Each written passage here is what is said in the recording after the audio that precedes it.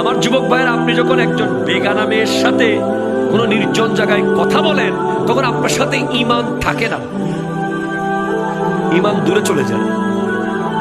এটা নূর, এটা অন্ধকারে থাকবে না।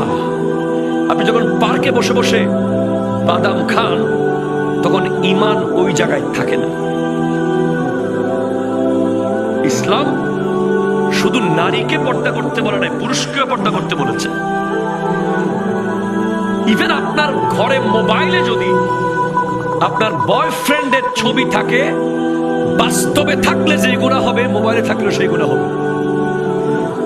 একটা পুরুষ ঘরের ভিতরে বাস্তবে থাকলে যে গুনাহ, মোবাইলের ভিতরে তার ছবি থাকাও সেম গুনাহ হবে। এবং নারী হিসেবে, আপনি পুরুষ হিসেবে আপনার ঘরে একটা মেয়ে, বেগানা মেয়ে, যার সামনে যাওয়া আপনার জন্য হারাম, এমন একটা মেয়ে যদি আপনার ঘরে থাকলে যে গুনাহ, মোবাইলের ভিতরে থাকলেও সেই গুনাহ।